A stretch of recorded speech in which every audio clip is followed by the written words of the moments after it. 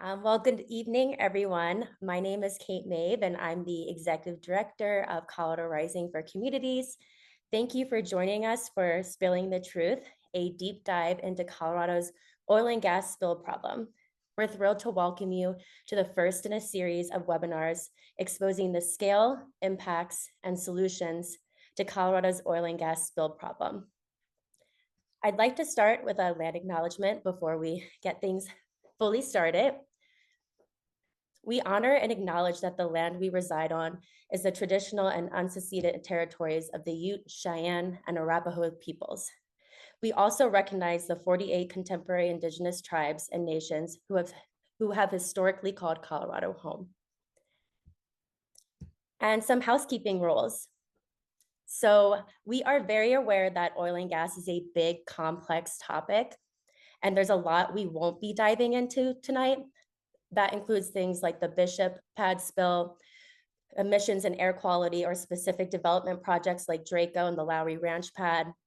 We also won't be covering specific solutions tonight, and those will come later in the series. But don't worry, we're keeping track of all of your questions and suggestions to help shape future webinars. Tonight, our goal is simple: to build a shared understanding of the problem and of oil and gas spills. If you have a question, click the Q&A button at the bottom of your screen. We'll answer them after our speakers give their presentations. This will be recorded and presentation materials will be shared with all registered attendees after the webinar. We also have Spanish translation and support services available this evening. On that note, I will pass it over to Sandra for one moment.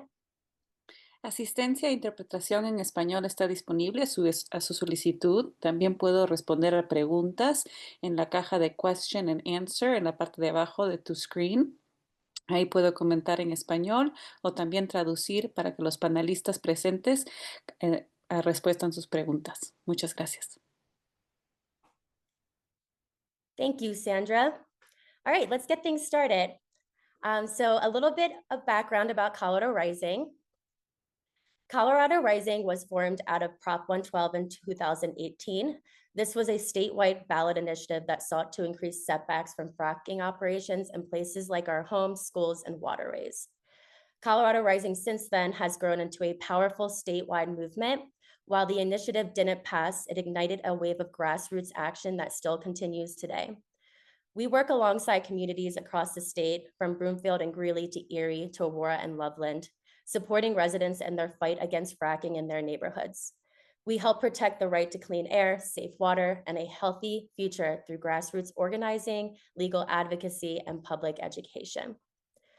We also have a C3 leg that focuses on climate education and community empowerment called Colorado Rising for Communities. Our programs focus on combating industry misinformation, educating the public about real impacts of oil and gas, and supporting youth leadership in the climate movement. Through education, advocacy, and community-driven initiatives, we are equipping Coloradans with the tools to fight for their futures. And that brings us to today's topic, our new campaign, Spilling the Truth. So let's talk about why we're here. Over the next several months, this series will explore key themes: the scope of the spills problem, the health and environmental consequences, the impacts on our schools and families, real policy and legal solutions, and the power of community advocacy. Tonight, we're setting the stage by looking at the big picture. Why are spills happening so often? Why is the problem getting worse? And what does it mean for our communities? And we're beginning in Weld County, home to the most spills across Colorado. To give you a sense of the scale, in April 2025 alone, 229 spills were reported in Weld County, an average of 6 spills per day. That is not an outlier. It's part of a disturbing trend we can no longer ignore. This webinar starts our new campaign to expose the truth behind these spills. You'll hear from experts about never before seen data on spill trends in Weld County, the regulatory challenges faced by the ECMC and county officials, and the one oil and gas operator responsible for 62% of the spills reported in April. To help us unlock the data, trends, and deeper story behind the spills, we're joined tonight by a panel of experts, community leaders who have been on the front lines of this issue. Each bring a unique perspective, from data and regulatory insight to a lived experience in grassroots advocacy. Our speakers tonight include Christian van Woudenberg, the Principal Data Analyst at EcoCartel, Kristen Kemp, Public Information Officers and Community Relations Manager with the ECMC, Stephen Arauza, Environmental Justice Community Liaison from the Western Slope and the ECMC, Jennifer Chavez, Environmental Justice Community Liaison for the Front Range and Hispanic communities, also at the ECMC, and Brett Kavanhoff with the Oil and Gas Energy Department of Weld County. So yeah, let's get into it, Christian. I'll go ahead and hand it over to you. Excellent. Thank you, Kate.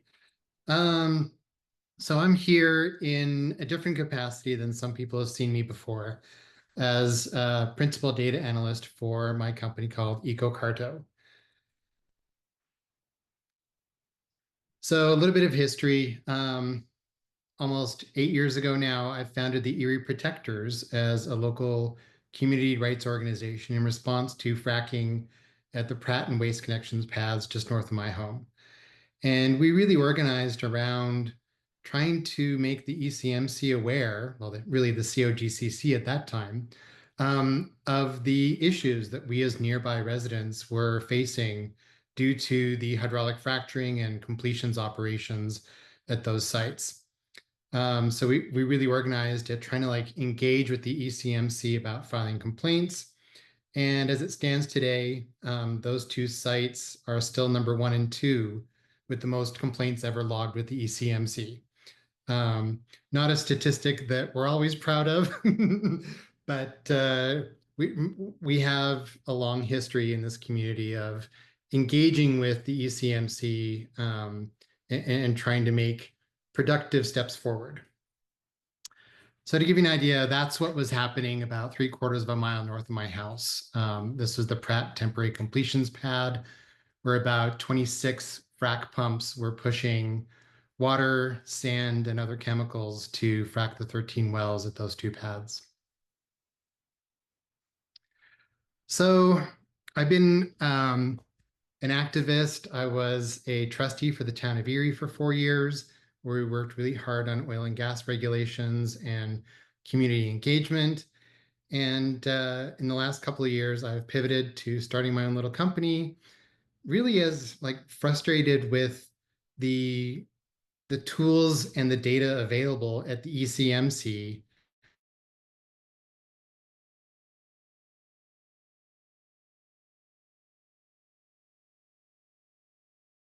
because kind of technology has allowed the operators to drill further and further well bores. So one example here is a chart that shows just how over the last 25 years, the number of wells per pad has dramatically. So by last year, 52% of all new oil and gas locations were drilled with 11 or more wells. And that's really changed the landscape of oil and gas development on the Front Range since about 2010. So what kind of work do we do at EcoCartel? I've I've got a database that is full of every single statistic and record that I can get from the ECMC, combines it with data from the CDPHE, the census, and many other sources like Frac Focus, the Department of Energy, that kind of a thing. So here, for example, is an analysis we're working on about how large pads tend to pose larger risks. And we have pads here all along the northern segment of the E470 that are definitely within a half mile of a major thoroughfare, but also include things like hundreds of buildings nearby. And we like to look at those things in groups, but then we're always interested in areas that are the most impacted. So here, for example, just on the southeastern corner of Greeley is a pad called Greeley Directional, operated by Extraction Oil and Gas with 61 wells. not all of them producing, but it is the one site in the entire state that has the greatest number of buildings. Over 4,200 buildings are within 1 mile of that pad.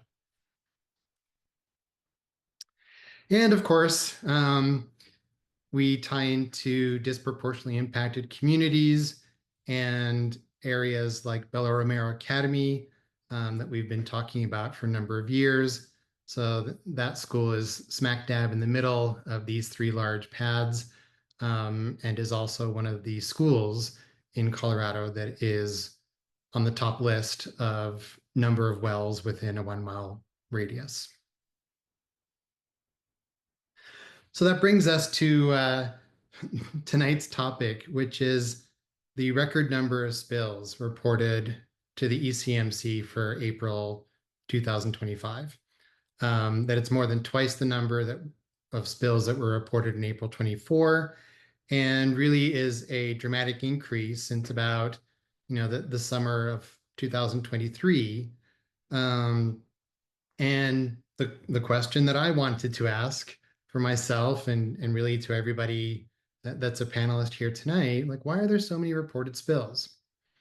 And just to give it a little bit of context, for the year to date, Weld County accounts for 82% of the oil production of the state, but 50% of the natural gas production, and 86% of the reported spills.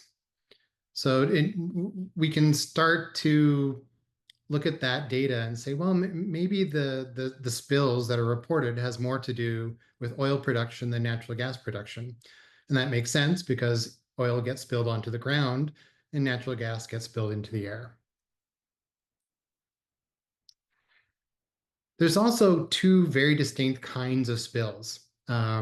Stephen and the folks at the ECMC are going to do a wonderful job of that in their presentation.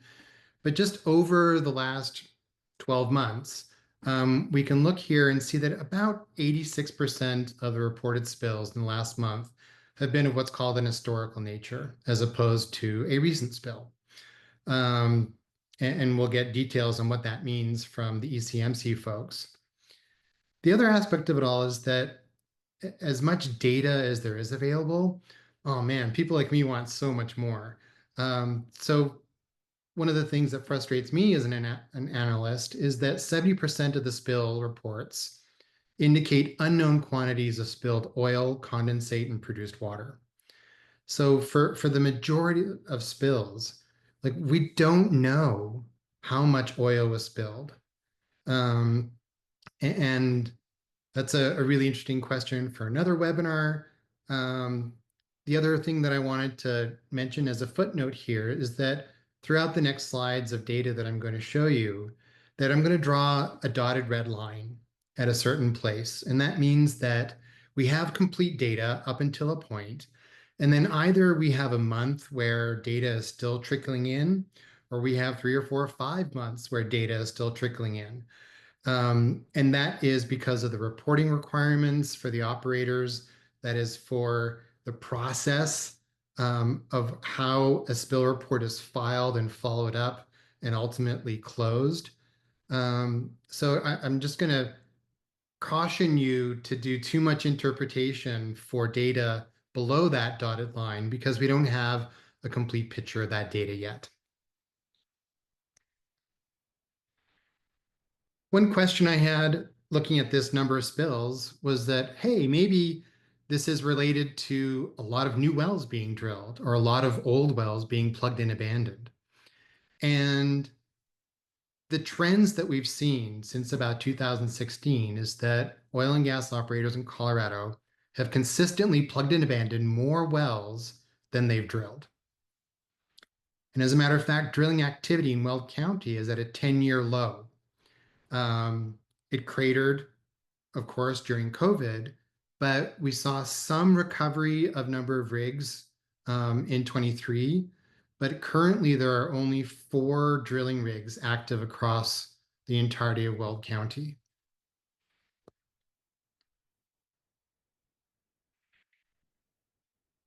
If we look at just the last 12 months of data, we see that oil and gas operators in Colorado are plugging and abandoning about 3 times as many wells, old directional and vertical wells mostly, than they are drilling new horizontal wells. And the theory there is that it's kind of a two-pronged thing. Due to tighter regulations around leaving wells in that shut-in or low-producing state, operators are being more proactive in plugging and abandoning old wells. They're also trying to make room for new drilling.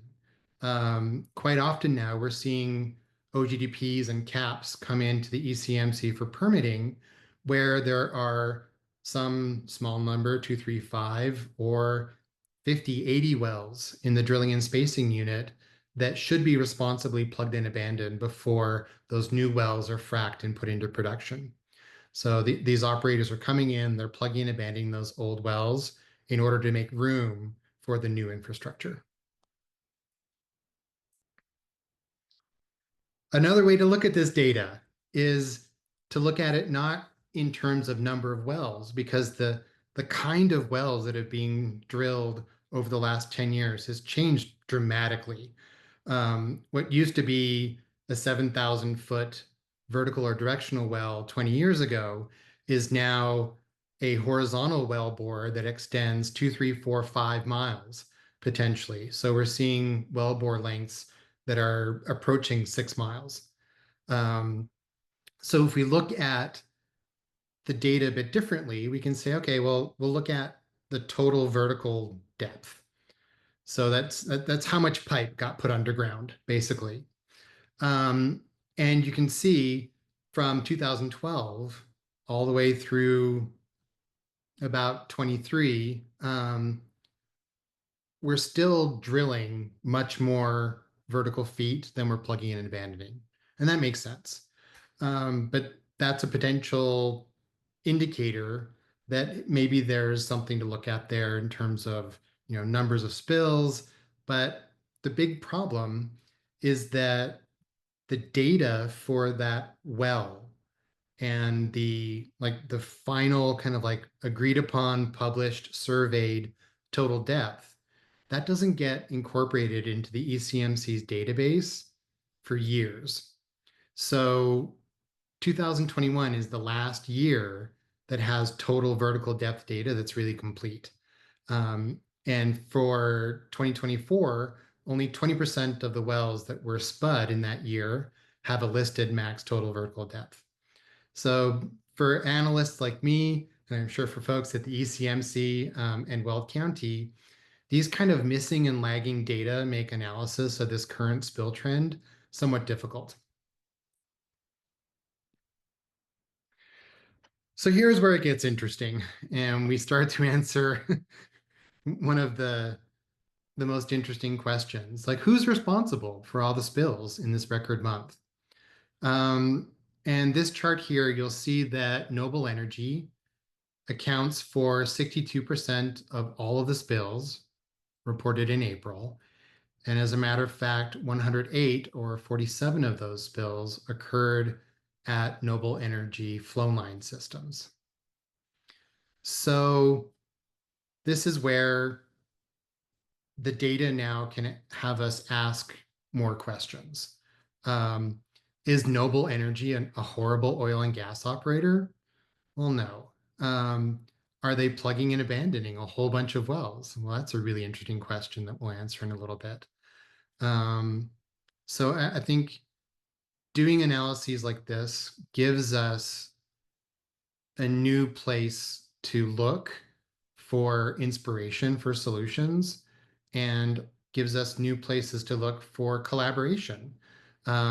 That in order to tackle this problem, we're really looking to a collaborative effort with the community to raise the red flag, the ECMC as the regulatory authority, Weld County as an additional regulatory and operational authority, and ultimately the operators to kind of grab our, understand the scope of the problem and ultimately come up with unique and interesting solutions for that problem. So I started in on this analysis months ago and reached out to Kate to say, hey, let's get together and do something about this. So the Spilling the Truth campaign with Colorado Rising has really come out over the last 2 months. And we're kind of like 2/3 of the way through this campaign, where we've identified the 10 most impacted neighborhoods in the entire state. And this map shows them. And the envelopes there shows the various neighborhoods where we chose to send a mailer. So this is the mailer that we've sent out to about 4,500 homes. The first mailer landed in the middle of May, and the second mailer came into mailboxes over this weekend to show these folks how many oil spills have been reported near their home, and to encourage them to get informed and to participate in webinars like this. And by the way, let's engage not only the English speaking, but the Spanish speaking community in all these communications. So for me, the challenge out of the data that I've showed you so far is that we have one very small answer, that the operator for whom the most number of spill reports were filed is Noble Energy. Why and what we can do about it are questions that aren't possible to answer yet because of the data. It gets there, but it's not there yet. We're going to have to wait like 90 days or more for the ECMC to publish this detailed spill data that we rely on for analysis, for operators to submit additional plug and abandon reports so that we can start to correlate the reported spills with decommissioning efforts by operators like Noble and KPK, for new chemical disclosures to be filed, that kind of a thing. But there are a lot of challenges. And what I'm so excited about in this collaboration is for us to continue this conversation and really work together as an activist organization, as a private small business, as Weld County and the ECMC to dig in and find an answer to the problem of why there are so many spills. So we've got some asks for the ECMC commissioners. We've got some asks for Weld County, but I think now is a really good time for me to turn things over to Kristen and her team at the ECMC. Thank you, Christiane. I think if you stop screen sharing, we can take a turn. If we could step back to the previous slide, though, please, Christiane. I did want to just make a brief correction that my colleague's name is Jessica Chavez, not Jennifer Chavez. She's been described that way twice tonight, and I think that it's important that people understand who they're reaching out for. Thank you.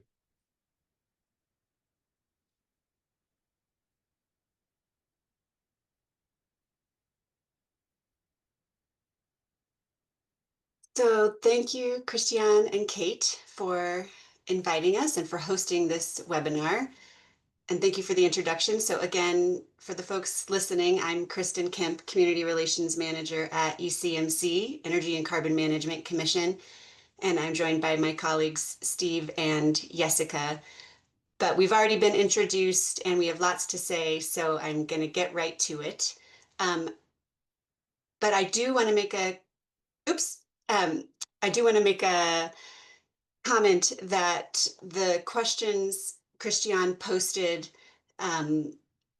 for our commissioners, to clarify, we are staff at an agency called the Energy and Carbon Management Commission. So just to be very clear, we are not the 5 commissioners at ECMC, but we're here on behalf of ECMC.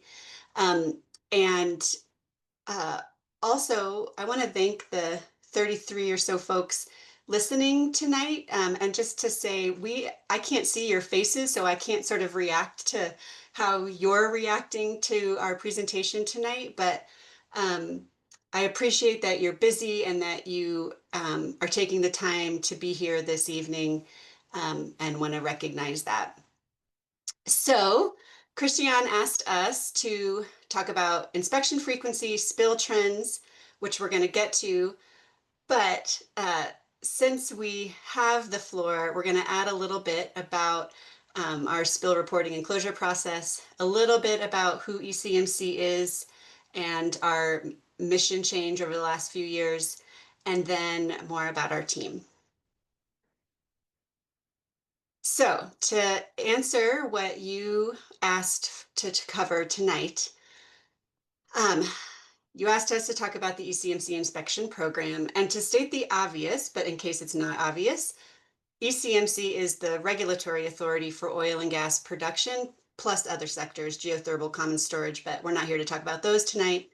We have many tools in our toolbox, so to speak, as a regulatory authority, and inspections are only one of those tools. So maybe if you think we did a good job tonight, you'll invite us back to a webinar and we can talk about other components of our program. That was a little bit of a tease.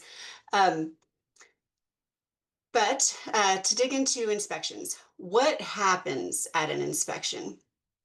So our job as the regulatory authority is to hold operators accountable. Our inspectors are the eyes and the ears of ECMC. You can think of them that way. Operators do the work, and our job as the regulatory authority is to make sure that they're doing it and held accountable to our rule-based standards. And in doing so, we independently validate their reporting, their sampling, those types of things.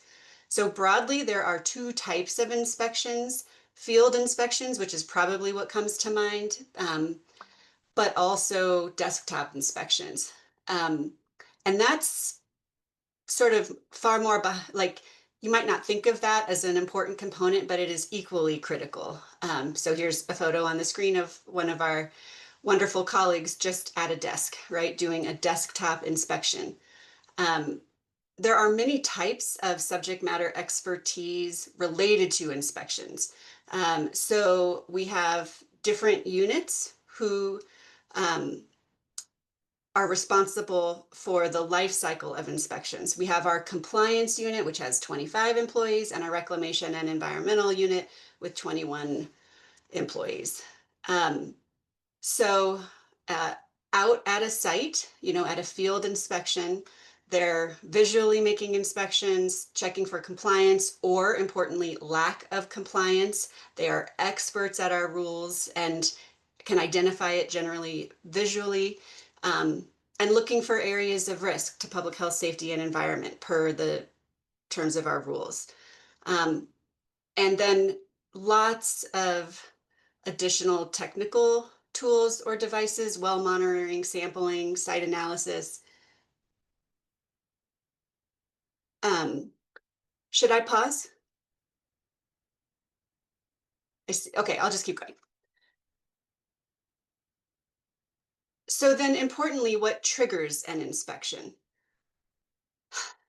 As the regulatory authority, we have to inspect wells, period. We need to sort of compare how we're interpreting the data, maybe, because in preparation for tonight's presentation, I'll say that about 65% of the wells in Weld County have been inspected in the last calendar year alone, 25 in the last 2 years, and that leaves 10% not for the last decade. Excuse me, for the last year. And I want to clarify that we are proactive in inspections. So inspections are not reactive. They are initiated immediately upon receipt of a permit for pre-assessment. Sorry, I'm getting distracted by watching the chat happen. And this proactive approach allows our staff to oversee the initial phases of operations and development, and that sets the stage for future compliance and future safety measures. And then, of course, there's periodic inspections throughout the life cycle of the operation. And then, importantly, for final reclamation and site release, a site cannot be released until it's passed its reclamation inspection. And then that's the first bullet on your screen, the proactive risk-based prioritization program. The second, which Christian alluded to, I think he singularly wins the prize for the most submitted complaints, and that's good. So we also do inspections triggered by an incident or incident-based inspection. It could be an inspection based on a spill, which we're going to talk about for the rest of the evening, or in response to our complaint tool. I think a better term for our complaint tool might be request an investigation. But regardless, it's a way for anyone in the community to use this tool and submit a complaint, submit a request for an investigation. And then our team, Steve, Jessica, and my team member, receives those and we respond. And I hope, Christian, you'll agree that we're quite responsive. Thank you for saying, yeah. So we forward that complaint to the appropriate expert at ECMC and they look into it. That might require a desktop investigation. It might require an on-site inspection, and the complaint cannot be closed out until the issue has been resolved. So our compliance or environmental specialists are communicating with that requester, with our team member until we can close out that complaint. And then quickly, I want to also draw your attention to the fact that while ECMC is the regulatory authority for oil and gas operations, there are many other state agencies that also regulate other components.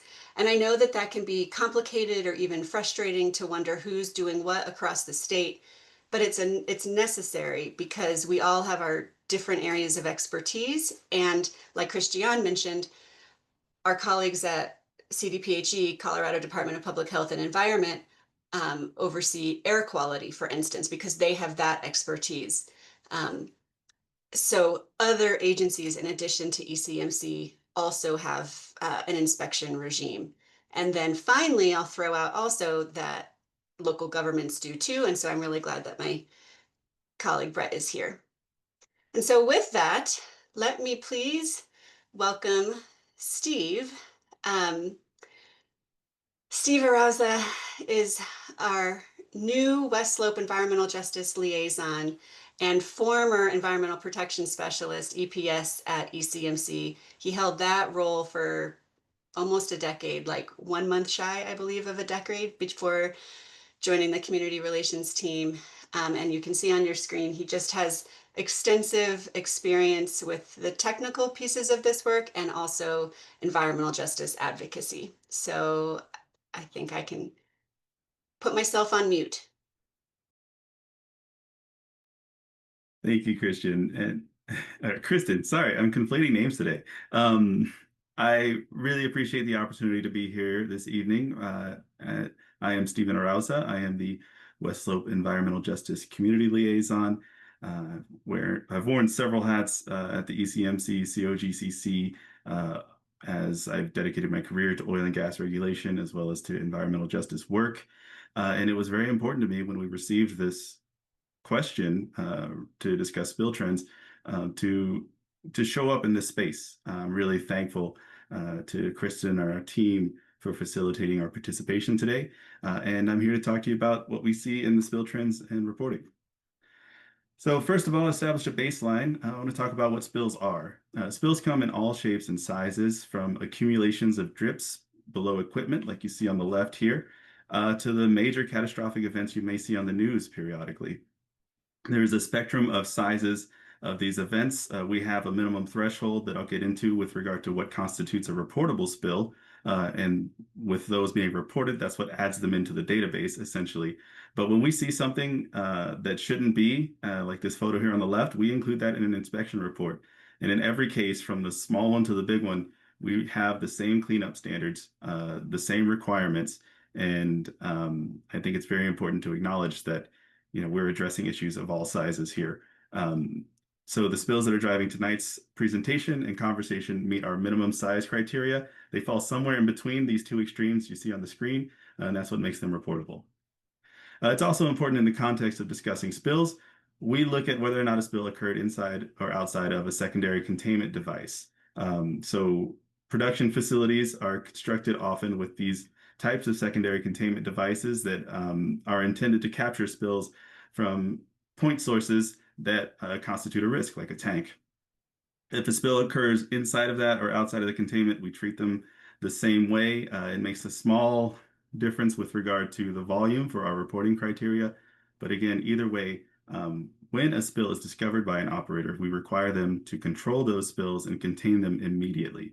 We're going to talk about our reporting timelines and things like that, but the ECMC does not ask the operator to stop controlling an incident or responding to it just to file a form. And that's built into our timeline, which we'll get into later. As mentioned, I've spent about 10 years doing this kind of work for the ECMC. It's really what motivated me was the stewardship of our resources, protection of public health and safety and the environment. And now I'm thankful for the opportunity to pivot into environmental justice as a professional mission after having and currently served on the CDPHE's Environmental Justice Advisory Board for some time now. Here's some useful terms you're going to hear me say. I encourage you to grab a screenshot or something if you're interested in seeing this. Of course, these slides will be distributed, but they will help guide the conversation. The first of which is that we're talking about spills today. There's another category that hasn't been mentioned yet in this entire conversation, which the ECMC has defined as a release. Either of these constitute an unauthorized discharge of EMP waste to the environment. The way to keep them straight is that a spill is sort of an acute incident in time that's ongoing right now. You can see it happen. A release is something where it must have occurred previously and you are dealing with the impacts to the environment. So we'll use the term spill sort of interchangeably to capture all of these things, but it is a distinction that we make at the ECMC. Exploration and production waste, EMP waste, is waste that's specific to the oil field. Predominantly here on the West Slope, we deal with releases of produced water and condensate. In the DJ, you're working with heavier hydrocarbons. That's an oil field, so you do have oil as well. But it covers a wide range of materials that could potentially impact the environment. I want to call your attention to number 3. We're talking about spills and releases. In the context of the ECMC, the spills and releases are assigned a facility ID, and they're treated just like any other facility in the database, which means they have a status that could be either active or closed. An active status active status spill or release is a release that's been reported to the ECMC, so it met those reporting thresholds, and for which the operator has yet to demonstrate a successful cleanup. So this is not meant to imply that they're actively spilling at all times. Spills remain active for a number of weeks before data can be received to demonstrate that cleanup, and active is just referring to the status in the database. The opposite side of that is a closed facility. So closure or no further action designations are assigned to spill and release records or remediation projects once the operator has demonstrated compliance with ECMC cleanup standards, our procedures, our conditions of approval. Basically, when something's brought into compliance, it can be marked as closed. We also have on here remediation projects. So that's basically the big brother of the spill report. Once a spill goes past that 90-day cleanup threshold, if they're not cleaned up within 90 days, it goes to a larger remediation project, which has increased ECMC oversight and quarterly reporting requirements. A component of that is the site investigation. So we want operators to completely delineate the horizontal and vertical extent of any impacts to the environment. And that's the site investigation portion of the remediation project prior to proceeding to remediation, which is the actual cleanup. The ultimate goal of all of the work that we do is reclamation, which is the task of restoring former oil and gas locations or locations of incidents if they're outside of an oil and gas location to the prior surface conditions. So that's the goal. So this chart illustrates a 5-year trend in reporting using data that was provided by the EcoCarto presentation, as well as what we call our daily activity dashboard, which is a publicly available platform of ECMC data. It's accessible from the website, and folks can utilize that to sort of observe trends or just kind of get an idea of what's going on in their neighborhood. It's a very useful platform. You can see here that there's clearly a trend starting in 2021 of increasing spill reports beyond this bright line of about 300 spills. So this would capture spill or release records that are being captured into the database. This trend corresponds to a significant change in the number of spill reporting criteria at the ECMC. The ECMC had, with that change, acknowledged that there was room for improvement in our oversight of impacts to the environment, so we required additional reporting in order to support our protective mission. Here's a list of the ECMC spill reporting criteria. You can see that there's a much shorter list that began prior to 2021. Effective January 15, 2021, we implemented a much more comprehensive list of incidents that require a spill report. Basically, the rule of thumb before 2021 was the spill of 1 barrel outside of those secondary containment devices, or 5 barrels or more inside of secondary containment triggered most of those spills. We wanted to capture much more information, so you'll see we went from having 4 spill reporting criteria to having over 10. So we more than doubled what the criteria was. And in addition to that increase in spill criteria, some other factors that are contributing to an increase in reported spills are captured in red at the bottom of this slide. Basically, we also required closure or updates, remediation, and closure of historical spills and releases. And what that term refers to are kind of these legacy projects that perhaps had been a lack of reporting on in the past. So we acknowledged that we had too many of those and we wanted those cleaned up as well. That resulted in an increase in spill reporting as updates are reported on the same spill form that's captured in the daily activity dashboard. And in addition to that, we wanted to require environmental investigations for every facility closure. This is what's really driving the increasing trend that we're here to discuss today. And we're going to get into that in the next few slides. But we wanted to be proactive when operators are closing these facilities. We want to know in advance where they're going to be collecting their samples, and we want commitments to provide spill reports if things are encountered that meet our criteria. There's one particular criterion I want to call your attention to, which is this suspected spill or release for which the volume cannot be determined. It's already been mentioned tonight that there are a significant number of spills that have sort of an unknown volume associated with that. Some of that is related to the fact that the volume cannot be readily determined for some of the criteria that we have increased our reach to kind of oversee as a formal spill report. But before 2021, after 2021, everything on this list would be required to be cleaned up by the ECMC. What changed in 2021 is we wanted reporting now on 10 of these types of events as opposed to the previous 4. So now that we've covered the 5-year trend, we can zoom in and see what's going on in the past 6 months. This chart actually represents data from the daily activity dashboard. It goes back to January 2024, and it covers month to month until May of 2025, strictly relating to spills that are active in the database within Weld County. So this chart replicates the trend that was included in a previous version of the prior presentation. It's been verified using the daily activity dashboard data for Weld County spills. The orange line at the top of this chart represents the total number of spills in the database month to month. So this is something that's been reported on. This is kind of the trend that was included in the previous presentation. The solid green area at the bottom represents the number of spills that have inactive status. And so what that means is that the spills kind of representing the area between the green area and the orange line have actually been designated as closed within the database. These are spills that were brought into compliance for which the compliance with closure criteria have been demonstrated as well as with ECMC regulations. Let's see.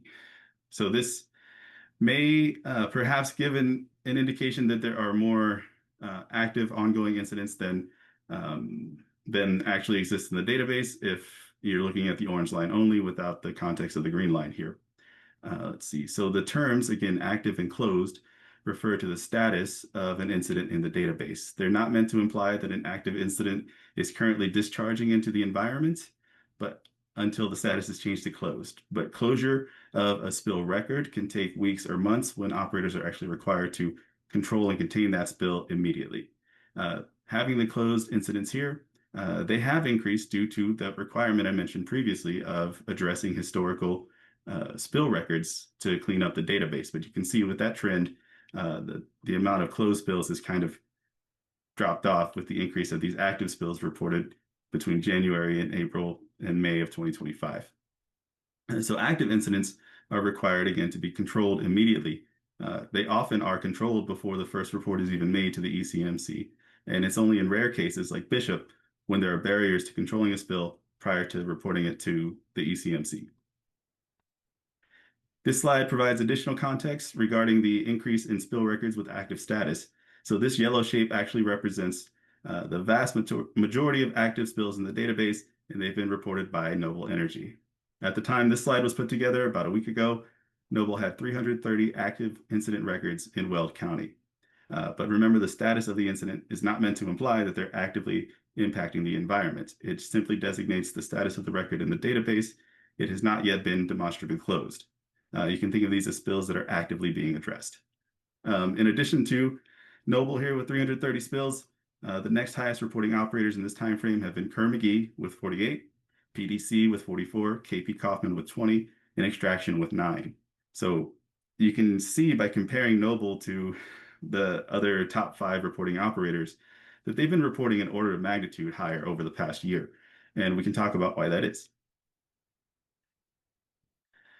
So the vast majority of releases that have been reported by Noble that show up as active spills in the database in this context of this conversation are actually historical releases that have been discovered during facility closure, not active ongoing spills.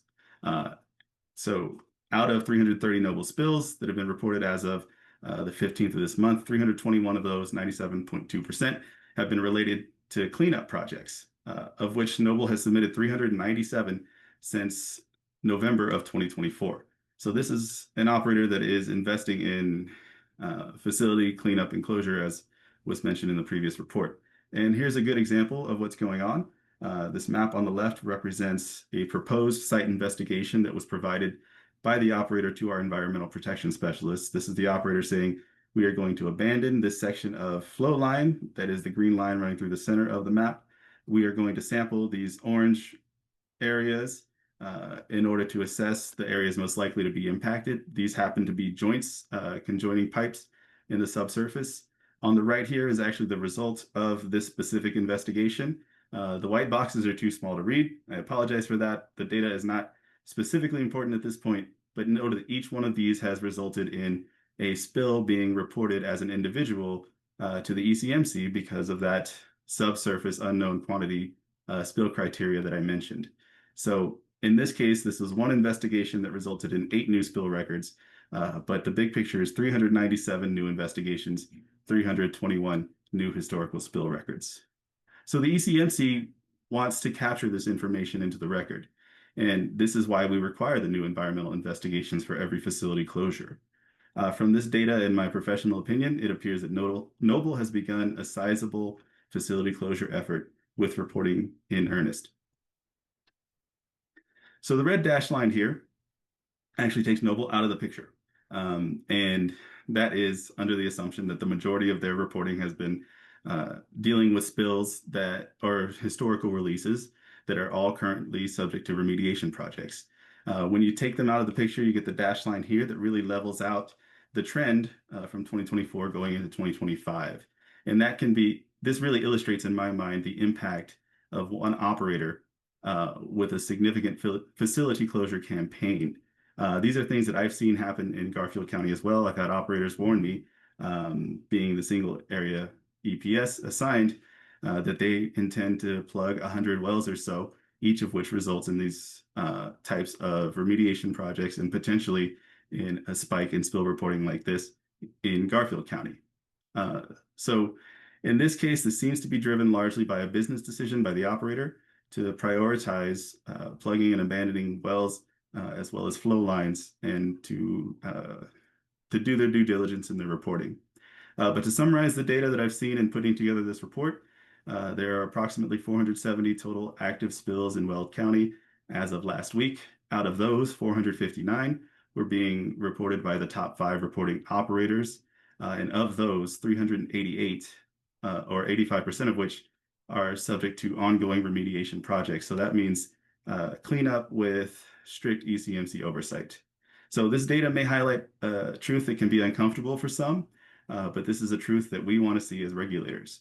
The ECMC has required this reporting. The ECMC maintains a record of these incidents even after their closure, because what we want to know is whether or not down the line these issues might arise at facilities correlating to historical releases. So we keep an eye on these in perpetuity. So now that we've addressed the trends that were requested, I want to provide a little more information on how the ECMC handles spills and releases. This slide is very busy, but it presents the entire reporting timeline for spills and releases that are reported to the ECMC. Even non-reportable spills require the same amount of cleanup, but the difference there is that the information on reportable incidents is required to be provided to the ECMC on this schedule. Information on the smaller non-reportable incidents is required to be maintained by the operator and made available to the ECMC upon request. So here, just a brief overview. In the first moment of discovery of that spill, the operator is required to immediately control the release, which is to put a stop to it, and to contain any fluids that are released, and to begin to identify impacts. Within 24 hours, that's when that first notification is made to the ECMC. That notification can be an email, it can be a phone call. It's just anything to let the environmental protection specialist know that an incident has occurred so that we can make our plans to follow up accordingly.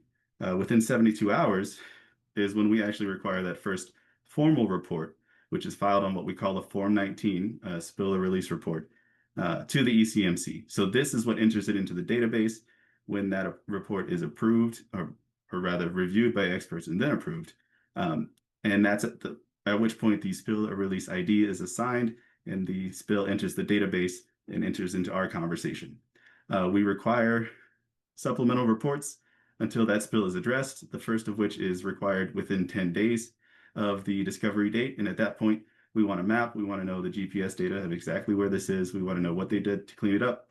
And with any form that is provided to the ECMC, the experts on staff require specific conditions of approval of those forms. So in that way, we're able to guide the cleanup in order to bring the situation into compliance. If the operator is able to clean up the spill within 90 days, they're able to close out that spill record using the same form that opened it up, the Form 19. But if they're unable to clean it up within 90 days, they have to have that remediation project approved. So that comes on a Form 27. It's a much larger and involved process than dealing with a Form 19.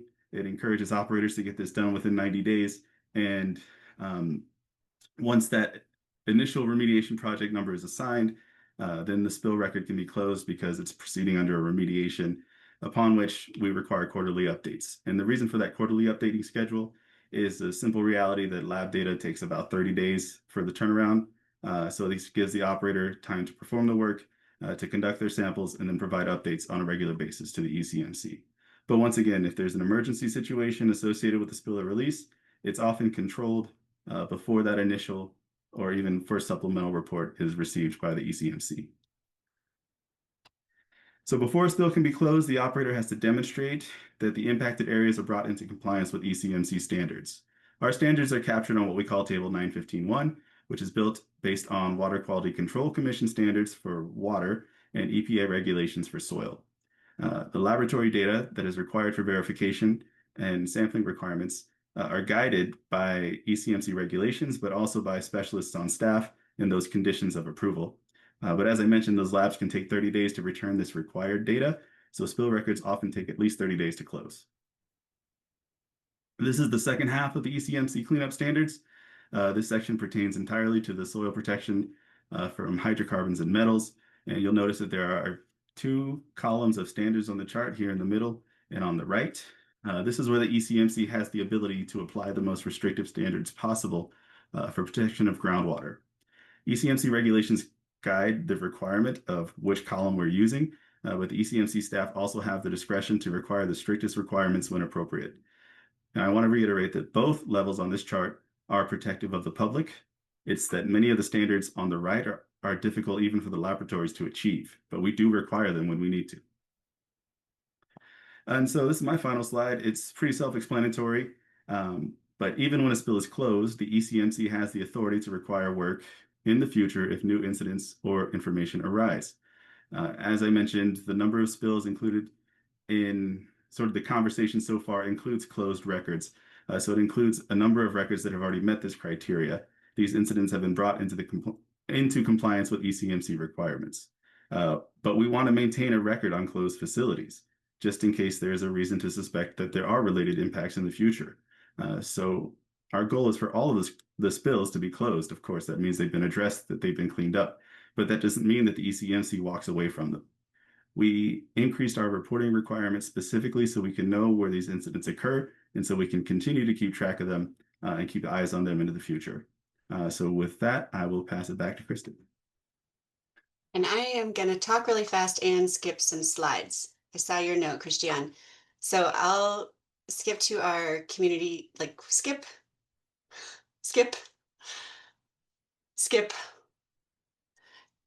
And for anyone who is interested, at the end, I can delve into what I was going to share on those slides. But I would be remiss if I didn't take this opportunity to introduce our team and our roles to everyone listening to this call. And in particular, Jessica Chavez, who is our Environmental Justice Community Liaison for the Front Range. So if you can come off mute. Yeah, I'll make it quick. I'm the community liaison for the Front Range, and if there's any questions after this that are related, you can either go directly to Steve, but I can usually direct anything and any questions in the Front Range. But thank you all for having me. And then our next slide, I just want to sort of wrap up and say, there's so much data, right? There's so much to talk about. And believe me when I share that Steve and I could have presented for like hours on this. This was the short version. And I want to clarify too that when Kate mentioned that today's webinar was unveiling never before seen data, I'm not sure what you were referring to, but just to be explicit, this data is all publicly available. Here's a screenshot of our daily activity dashboard, which is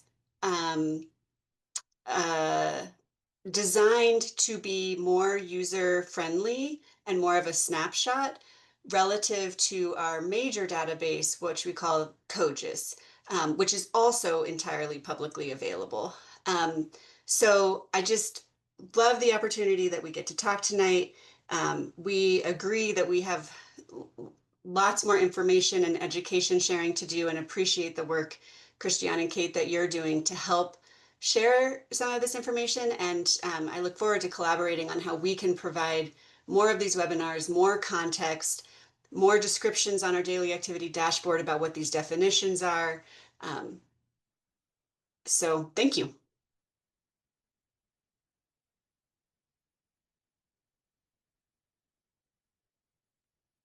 Awesome. Thank you so much, Kristen and the ECMC team. We'll now turn it over to Brett Kavanagh of Weld County.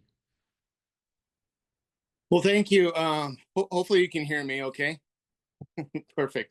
Had a little bit of technical difficulty. So first off, yeah, I really want to appreciate the invite, being able to speak with you all tonight. I think it's really important, as when I got appointed to my position this past January, it's really about transparency, making sure that we are leading with facts, not opinions, making sure that the public, if they have any questions, that we're really here for them. And so these are really important. So putting this together tonight, I just want to say thank you. You know, the ECMC did an amazing job. I don't have a presentation, but I do have some talking points. And so, you know, I first off want to talk about how Weld County really utilizes a lot of what the ECMC gives us, and as it relates to spill reporting, as our primary tool for notification purposes. The system supports our compliance with the Emergency Planning and Community Right to Know Act. Our reporting thresholds are aligned with the ECMC to ensure consistency, minimize confusion for the operators. While the ECMC really retains statutory authority for the spills and reporting, enforcement and cleanup responsibility overall, Weld County's role focuses on receiving spill notifications and analyzing the reported data. And I'm going to get into that here in a sec. This analysis really enables us to identify reoccurring issues. and trends, facilitating collaboration efforts with operators to develop preventative measures and mitigation strategies. And when you guys originally reached out to me, and again, thank you for doing that, you really have brought up to me a lot of aspects that I didn't really think about, the trends associated with it. A lot of when we get these spill reports, they are historical. And again, I appreciate the ECMC for going over this. I did want to point out one thing. A lot of the operators here in the basin have done acquisitions and mergers. Being said, when we talk about Noble, when we talk about PDC, we're really talking about Chevron. And when we're talking about Kerr-McGee, we're really talking about Occidental Petroleum. The same goes for Crestone Peak and Extraction are actually Civitas Resources. And so you have all these different names of these companies, so it gets confusing. So when you start looking at these trends, you know, on the map that you, or the spill report that you have sent to me, you have Noble and PDC really right up there. Well, one of the things that we always do is we reach out to these operators. And so one of the things that I actually had reached out to, and I'm always in more so than not recently in a lot of communication with Chevron. And so they're probably one of the operators that actually do the most decommissioning in the DJ Basin, specifically as it relates to Weld County. And so their numbers really are the most. A lot of the activities are related to, you know, the old Noble assets, and then now you're starting to see the PDC assets as well. And so it gets a little bit confusing, and I appreciate that Stephen went over this. So part of what last month's spill specifically, as it related to 143 from Noble and an additional 12 for PDC, just to kind of give you a little bit of oversight as it relates to that, you know, you're looking at, I don't know. Well, what I wanted to say is that the flow line decommissioning and sampling points can vary due to spacing between the excavation, cutting and removal of the line, direction changes, line crossings, and thus other factors. So Stephen pointed out, obviously they need a form F19 when they submit the spill report. And so, but they need to do that every single time. And so being said, in all reality, there was 58 locations, but there was 156 spills highlighted. And so it is interesting. So a lot of that is based upon, a lot of it is flow lines. With the consolidation of a lot of these, and I do commend a lot of them, they are consolidating to one pad. So they're drilling multiple locations, but they're consolidating all their facilities to one location. But that makes longer flow lines, and these are new at the same time. So there's trade-offs because it is less emissions and all sorts of stuff, but I don't know what the future is going to bring us. At the same time, I wanted to look into Kerr-McGee as well. And that was really important for me to kind of understand what is going on with Kerr-McGee. And so being said, a lot of what they had actually said, and again, a lot of the reportables, they reported 51 spills this past month. And again, that's Occidental Petroleum, but only 6 of those were actually reportable spills that were associated with active releases. And then 4 of those actually had less than a half of a barrel of fluid that released. I'm not saying that that's not a lot. That's still, what is that, 18 gallons or give or take? Or maybe it's more. I don't know. But all the other reported spills are historical, associated with asset retirement activities. And it's important to note that high historical release count is indicative of KMOG's commitment to close out aging equipment and infrastructure.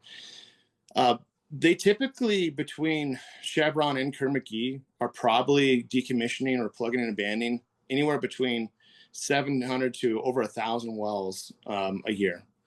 These are old, really old infrastructure. They're removing older tank batteries. And so they're going to have a lot of reportable incidences. But that gets us back to how do we actually really mitigate those concerns? And there's a lot of things. I think we can identify and remediate smaller spills earlier. Weld County can continue to strengthen collaboration with the operators, which is what we continue to do, and really improve monitoring and reporting practices. Additionally, enhancing data sharing and transparency with the state agencies, specifically the ECMC. You know, I've talked a little bit publicly about this, but a lot of times when we get the notifications, there's really not spatial data attached to the spill notifications. So it's not like I can click on it and it's like, this is where it's at. A lot of it's based upon the well name, and then we have to go input it all. And I'm really impressed with what you've actually done so far. I just don't have the team to do it. On top of our day-to-day tasks, we do all the regulatory and the siting, and we work with the ECMC, and I have all the inspections to do as well. And that's one thing I really did want to cover too. Our inspection team, recently, we work collaboratively with the ECMC inspection teams. We understand that there's a huge task. There's over 15,000 wells in Weld County as we sit right now. We hired another inspector end of last year. We automated all of our systems. We have mobile apps that allow us to be more efficient, and we touch every single well. We're on track to touch every single well in Weld County this year. On top of that, we do all of our complaints, all of our inspections, and everything like that. So we talk with the operators. The thing is we hired inspectors that actually worked in the industry. They understand what spills look like, what equipment should be sounding like, what possibly is a leak or there's seepage coming out, and fix the problem before anything happens. And that's really important to me. It's safety in the health and the environment of the well-being of everyone in Weld County and beyond is really important to us. And so being able to hire the individuals with that experience and understanding is really fortunate. So please reach out to me if you have any questions about that. But you know, we really want to continue public engagement, community reporting mechanisms, and also play a vital role in identifying potential issues promptly. So that's what our inspection team does. Overall, proactively oversight combined with industry cooperation will be key to addressing smaller spills before they escalate, protecting both the environment and public health as the aging infrastructure is responsibly managed.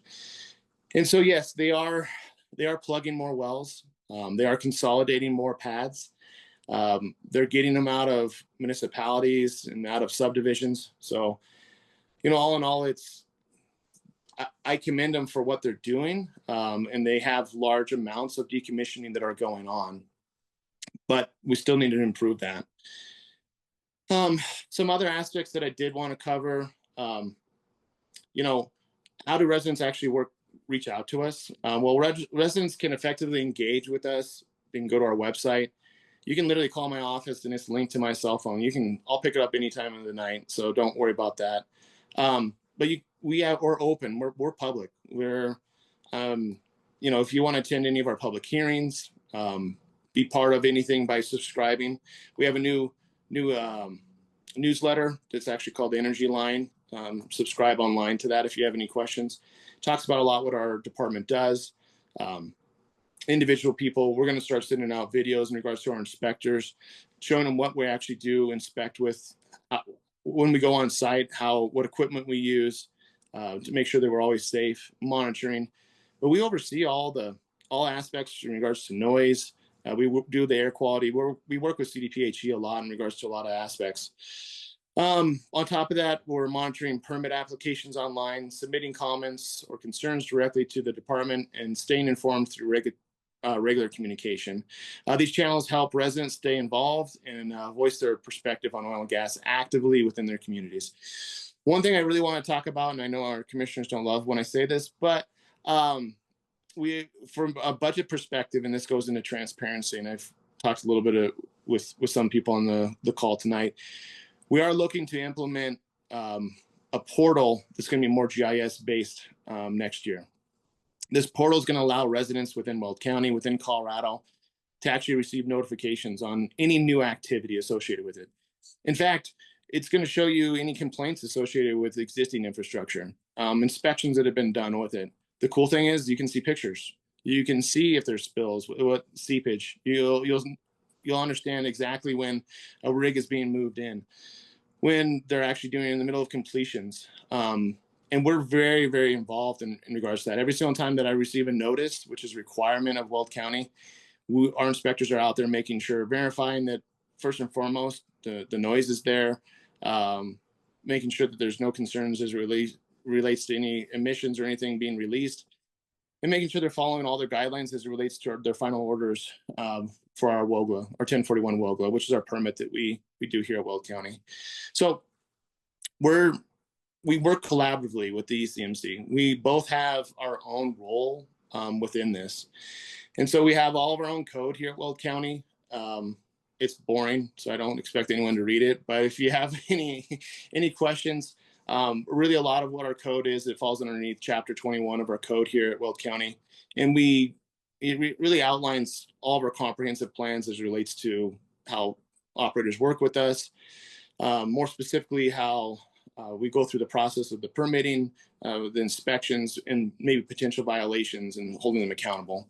And that's one thing that I talked about at our operator meeting when I invited municipalities, is holding operators accountable. And I think that's one thing that we need to make sure that we're doing moving forward. And we actually have a violation hearing coming up because, as I expressed in my operator meeting, don't say that you're going to do something and then don't do it. We are going to hold you accountable for sound walls, making sure that you're meeting everything that you're going to say. Don't just say something to get a permit. Make sure that you're really working with the community. And that's why I really like working with Jessica and everyone at the ECMC, because community, first and foremost, is really important. That not just reach out when you have a well, but really be part of it. Really make sure that you're involved with all the activities associated with it, and going above and beyond. There's a lot of good operators out there that do great work and work with the communities, and there's a lot of operators that could really learn from them. And so we shouldn't have to implement rules to make them work with communities. They should want to. The people have to live with a lot of this, the noise, the traffic. You know, the biggest complaints we get here at Weld County is misuse of haul routes, dust, and really noise. So that's really kind of my spiel so far. I know that there might be additional questions that you might have for me, but did want to kind of highlight that so far. Excellent. Thank you so much. So that concludes the prepared part of the presentations this evening. I know we ran a bit long, but I think the information was amazing from the other panelists. And I want to thank you so much for taking the time to share your thoughts with us. So for all the attendees, hit that Q&A button on the bottom of your Zoom screen. Start typing questions for us. The panelists have been answering some of the questions as we've been along the presentations. But yes, please use that functionality to go ahead and ask your questions. I wanted to go back to one question. I'll put Jessica on the spot. Could you speak a little bit about the new ECMC website? Yeah, and I think Kristen is probably better equipped to answer that question because she's been working hard on developing and really just making it more user-friendly and accessible. But we launched it this week, and now the old website, like even if you click like ecmc.com, it'll guide you to the new website, and then from there it's organized completely different. And I'll take Kristen's words out of her mouth. It's kind of just getting it up there to where it needs to be for people to access it a lot more. There's a couple things outside of the way that the website works that could be improved, but I'll let Kristen answer that one a little bit more since I know that's her baby, bread and butter of that. Sure. Yeah, I could talk too much, but we launched a new website. The point was to make it more user-friendly, and for the layperson, we utterly flipped the intended audience. The now old green website was developed, I think, 18 years ago with operators in mind. This new website was 100% written because I helped write it with the community in mind. Operators can still find all the forms that they need to do their work, but they're being paid to do their work, and community members are, busy. So it's all of the normal bells and whistles. It's adaptable, responsive design for your phone. There's an entire section on community resources. our photos, Jessica, Steve, me, and our other colleagues are right there because we're humans available to help answer questions. Plain language, a big piece of feedback we got from all of our engagement focus groups with community members was they don't even know what search terms to search. So we integrated a lot of plain language and plain language index, language equity. Blah. I'm very happy with it, except that it could still be better. And sorry, I need to pile on. We know that we have improvements to our COGIS database and to make. And really, thanks to the outreach Christian has done triggering this webinar, I can't quite commit to it, but I can tell you that we are working hard on ways that we can improve the daily activity dashboard, the DAD, except that I'm a mom, but the DAD, how it's reporting, the context in which it's pulling. It's all accurate. It's pulling straight from our COGIS database, but without context and without definitions, and we're not all level setting. So lots more to come. Thank you so much. Brett, I've got a question for you from Melissa. Are you getting the community notifications required by Colorado's July 2023 chemical disclosures law? And if so, will they be a part of your new GIS notification website? No, I don't believe we're getting any notification. I think that's more of an ECMC. But if there's a way for us to incorporate that into it, again, as I talked about before with the spills, there's no spatial data attached to it. So there's no way to actually attach it to a GIS layer or map. But but at the moment, I don't believe we are receiving anything like that. I want to be as transparent as we can. So, yeah. Is the question, do the complaints that ECMC receives get forwarded to the local government designee? I think they're talking about chemicals, the chemical reporting. Oh, okay. The new disclosures, yes. Yeah, I get all the spills, but I don't get the chemical disclosures. Yeah, and even I will identify that as an area for potential improvement, that you can go to a web portal and you can browse the list of chemical disclosures, but they're not yet available in a downloadable form. Mm.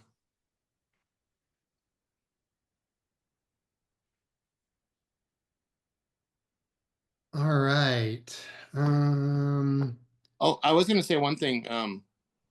As of today, there's 6 active rigs in Weld County. But I think you had mentioned 4, but as of today, there's 6. Yeah, we'll have to get angry with Baker Hughes for publishing incorrect data. I use Anderson report, but yeah, and you're fine. All right. Next question, perhaps for Stephen from Anne. Does an ECMC or county inspector ever visit the well pad to verify data or information being submitted to the ECMC? Does an inspector come to the site at any time during the timeline of the spill? Ooh, perfect timing, y'all. Sorry, I just wrapped up dinner. So I've been here the whole time. I just wanted to spare you the visual. But I would say, in short, as an environmental protection specialist for the ECMC, as sort of a specialized tech staff concerned with spill reporting and response, the directive to us is to conduct an inspection to verify the conditions related to an incident. And in some cases, we even collect our own samples alongside the operator. We call them split samples. And that's a way to analyze and sort of verify that the data being reported are being reported accurately. And I'm sorry, Christian, would you mind repeating the question? Does an inspector visit the well pad during the timeline of a spill? Right. Absolutely. Yeah. So that was my response. In response to that initial notification, that's why we want to know within 24 hours so we can start to plan our week and get our response together so we can get out there within that 72-hour window where that initial report comes in. That gives us some more specific information and sort of guides what we go out there to see, sort of akin to the desktop review that Christian mentioned. And yeah, the inspectors serve as the eyes and ears of the public, so we want to get out there and document things. I've worked in response to several of these incidents. You inspect them multiple times as a way to sort of keep track of what's going on. Good. And kind of not really a follow-up question, but kind of like taking that a bit further. Harv asks, has there been any analyses of these historical spills to perhaps target like best current practices to like reduce the need for discovery and mitigation and to really get the operators to move more into a prevent mode as opposed to a mitigate mode?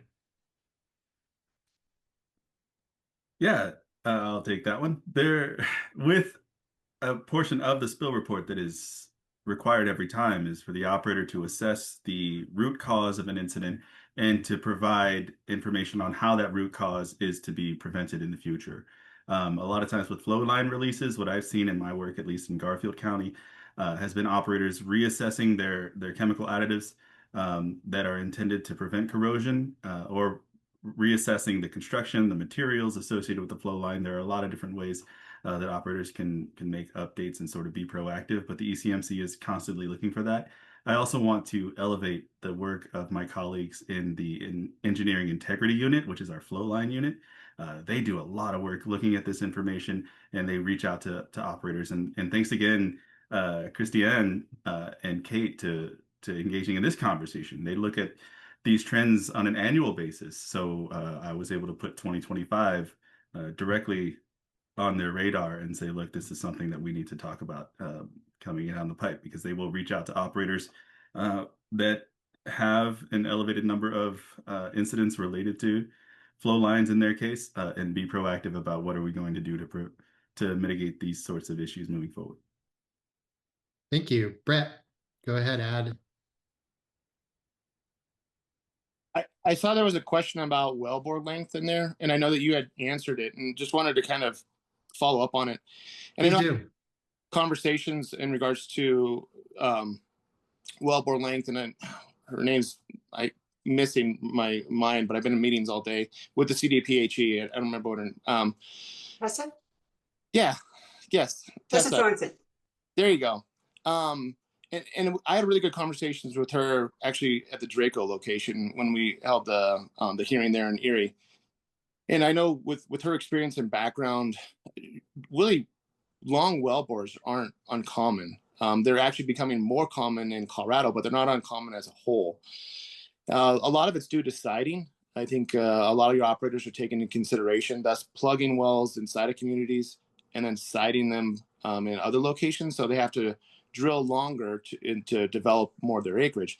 In all reality, the longer you drill, the less really they're not what's the word for it? They're not going to be as profitable in a sense. They're not going to be producing as much. And so, but it's not uncommon. So I did just want to make that statement, but it is coming more common. You know, Anadarko back in the day was drilling 1 mile, and then it was 2 mile, and then 3 mile, and then they had step outs, and then they're drilling all sorts of stuff. So talking with Tessa, and I surely reach out to her as well. I think she's a really great resource if you have any questions associated with that. But I did just want to follow up on that one.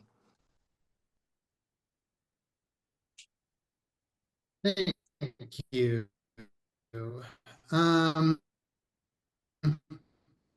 Looks like he's typing an answer to a question from We can do it live from someone that I just wanted to like talk. Yeah, let's talk about it out loud.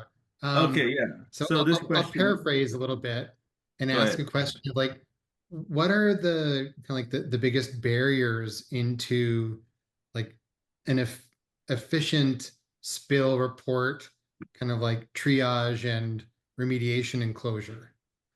What's the longest leg in all of that? The barrier here being to get the data from the incident, from the ground, essentially, into where the public can have access to it. So, as I mentioned, it takes about 30 days for the laboratory to turn around their spill samples. That number, or that time, greatly increased during the pandemic, and I don't know that it's ever gone back down. I used to be able to get a 2-week turnaround or pay extra for a 3-day turnaround.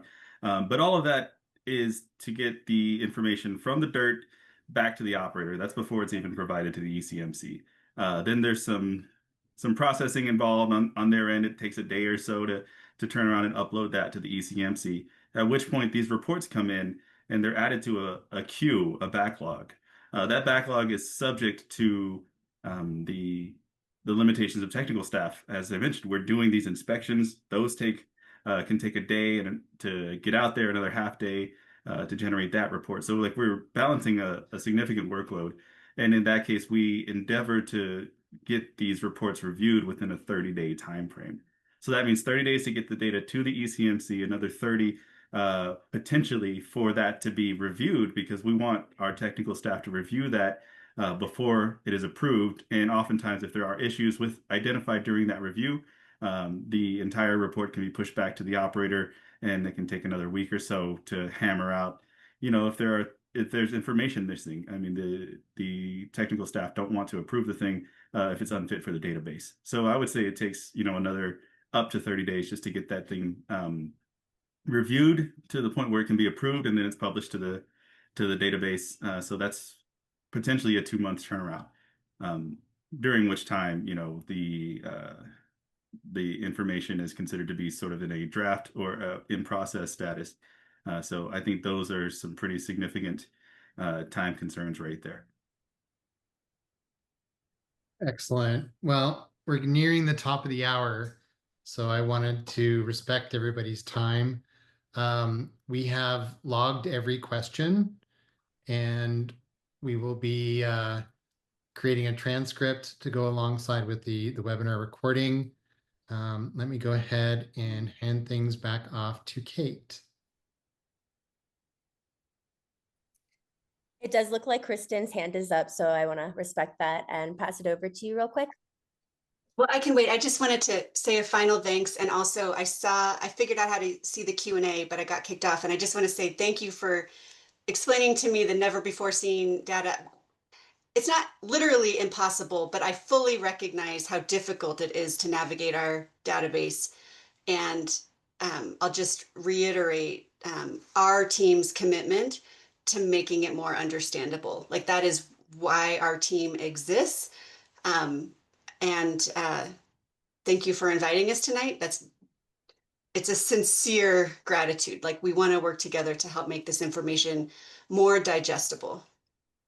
I appreciate that, and I'm looking forward to working together more. I will say I've been working with Colorado Rising for over 5 years now, and one of the first things you hear from impacted residents is just how inaccessible the information is. To find out, a lot of people are moving to Colorado, buying a house, and don't even know where to start with oil and gas, and to get on the back then COGCC website, now the ECMC website, it's a big hurdle to climb. So I'm really appreciative of the new team and Kristen of you to tackling that.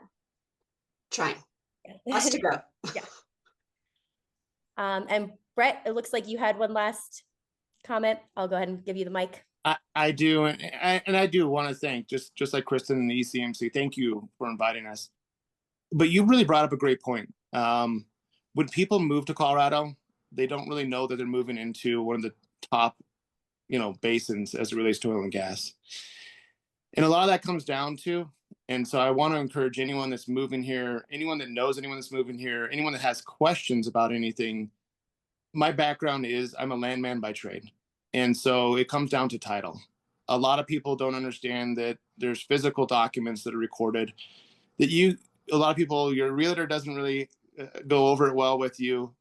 You're so excited in your closing that you're just initialing that bottom of that page, and you're missing key aspects. It could be an easement, it could be a surface use agreement, a lease, and then all of a sudden a rig pops up. And so I want to make sure that anytime that you have questions, please reach out to us. We are more than just a regulatory agency. We can really provide guidance as it relates to any closing documents as you relate for your property, making sure that you fully understand what's going on, how we can help mitigate those concerns. We work a lot with actually realtors here in Weld County, which is, I didn't think I'd actually be doing that, but that's okay. And we work a lot with developers. And so we want to make sure that we are a resource that you can always reach out to. I'm not here to give you my opinion. We're going to give you facts on what's going on, how we can fully support you, and go from there. So again, thank you. Please reach out with any questions anytime. That's what we're here to do, is help support the community and the residents. Thank you, Brett. And thank you to all of our speakers tonight. Sounds like we could come up with a lot more on different webinars to talk about. So I'm excited to follow up with all of our speakers next week. This conversation really is just the beginning, and we hope that everyone leaves tonight feeling more informed and connected and empowered to make some change. In the meantime, if you would like to reach out to us at Colorado Rising, feel free to. My email is kateitt@corising.org, and then Christiane@corising.org. And then, of course, you can always reach out to the ECMC or Brett with Weld County. And I wanted to let you know that this is all people powered by grassroots support. So if you could help us keep spilling the truth, you can donate with us. We do have a QR code. Stephen, I see that you're raising your hand, so I want to respect that. I'll pass the mic over to you. I apologize, y'all. I do see that Anne has asked an important question that I didn't want to go unanswered. And this reads that since the majority of current releases are from closing wells, is ECMC requiring operators to refine this process to dramatically decrease the emissions, considering many well pads are located very near residential communities? I am not the expert on staff that would be best suited to sort of address this issue, but I did want to highlight, sort of elevate the implementation of the 2024, what we call cumulative impacts rulemaking. Cumulative impacts are intended to assess the amount of emissions in an area. It's sort of what identifies disproportionately impacted communities, or at least one of the components that can identify those communities. So ECMC is in the process of implementing those rules. Those rules are what led to the creation of my position and Jessica's as well. So we are implementing rules to improve considerations for cumulative impacts of emissions, given the proximity to communities of some oil and gas development. That, you know, part of that includes our role of specifically seeking out input for disproportionately impacted communities to be able to voice their concerns, to be addressed within the permitting process officially. And that's about as much as I can address of it right now, but I did appreciate the question and didn't want to leave that unanswered. But thanks, y'all, for having me. Well, thanks again to all of our panelists and all of our attendees. We appreciate your time and effort so much. Thank you for engaging in a collaborative discussion, and we look forward to making progress on this issue. Thank you again, everybody, and good night. Thank you. Have a great night. Good night, y'all. Thank you.